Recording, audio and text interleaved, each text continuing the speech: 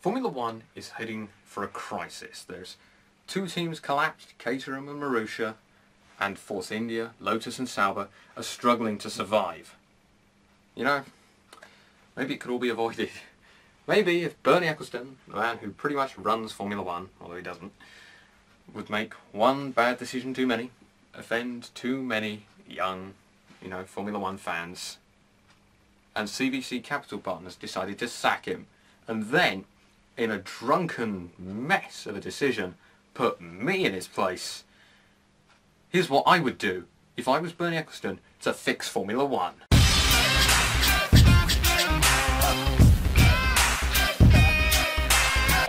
Okay, the first thing that I would do is keep pretty much the same salary as Bernie Ecclestone, but only keep about £100,000 to £200,000 of it per year, which may seem a lot, but compared to Bernie Ecclestone's wealth, that's tiny. The rest of it will be going into a little bit of a fund to help teams, bail out teams that aren't going to see out the end of the season. And once we've got enough to support a couple of teams on it, then the rest will be going to charity. The next job I put is to change that price structure. At the moment, if you will, it goes whee with nothing but the people coming last. Why not have a straight line? Reduce the amount for winning, but keep it a bit fairer, no? It's just common sense. Also, after each race, the fans vote on driver of the day, and then we'll get a trophy at the next event. Because we need to make this a more fan-centred sport, don't we? Also, fans will vote on their favourite races, so usually at the top of these polls are Monaco, Belgium, Canada and Britain. And these will be given protected status, because, they're the most popular, they're the ones we need to keep. The bottom 5 races, though, are put in the danger zone, where basically they can get replaced if a better alternative comes up. Monaco, Britain, Belgium and Italy are given protected classic status. They get reduced entry fees based on the fact that they are, well, classics and kind of important to our championship. Cars are going to keep the same amount of downforce that they have now, but let's give them more power and more torque. I want to see these things slide. Pressure will be applied to Pirelli to start improving their wet and intermediate tyres. Not only for a safety respect, but also improve the show, people. Nobody wants to see, everybody, have a red flag just because they've had to go into wet tyres, and then, they undo the race, they resume the race and everyone pits straight away for intermediates. Come on, Pirelli, sort it out. Or you're out. Codemasters would lose the F1 licence to make games. Why? Because they're not making any good ones, and haven't done since 2011. So, the licence would then be given to the company that proposes the best new Formula One game. Because competition is everything. Teams would be encouraged to make driver identification considerably easier, so let's have bigger numbers, NASCAR-sized numbers, like this concept art. And also, do what they do in GP2 and GP3, which is maybe have different coloured end plates on the front wing and front wing support for their different drivers. After all, remember in 2013, trying to tell Lewis Hamilton and Nico Rosberg apart? Or is it the other way around?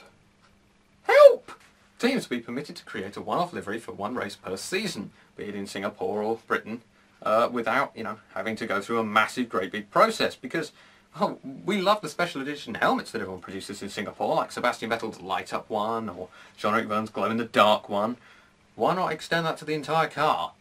The race organisers will each choose a piece of music that will be played between the national anthem and the start of the formation lap to pump up the crowd at the circuit, because we need to get them involved as well. Just imagine 120,000 people joining into We Will Rock You at Silverstone, or Thunderstruck, or something else. How cool would that be?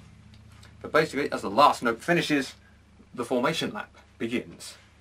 Bump it up, man! Tickets and merchandise will have to come down in price. I don't care if we'll make a slightly smaller profit with that, because I'd rather have lots of little bits than some big. Just makes sense, surely. Organisers of Grand Prix at potential new countries, such as the interest from Thailand, etc., will be encouraged to get their own designer, because we don't want a Herman Tilke monopoly anymore.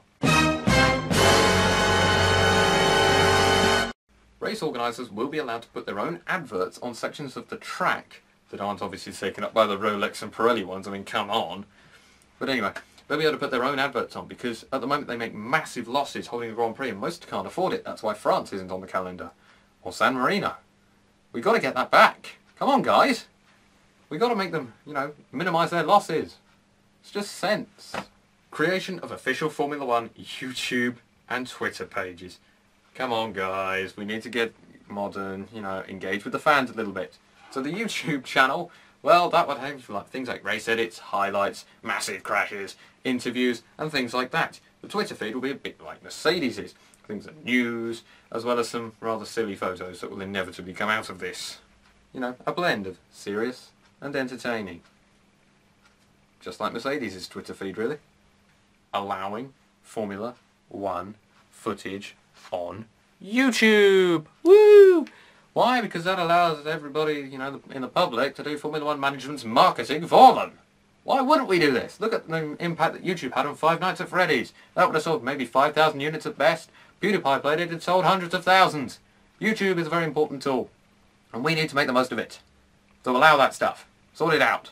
We need to start easing penalties for drivers who, you know, have already been penalised for stuff. You know, like Daniel Ricciardo in Malaysia. Yes, it was bad, and he was kind of half-released with the loose wheel that the team immediately stopped.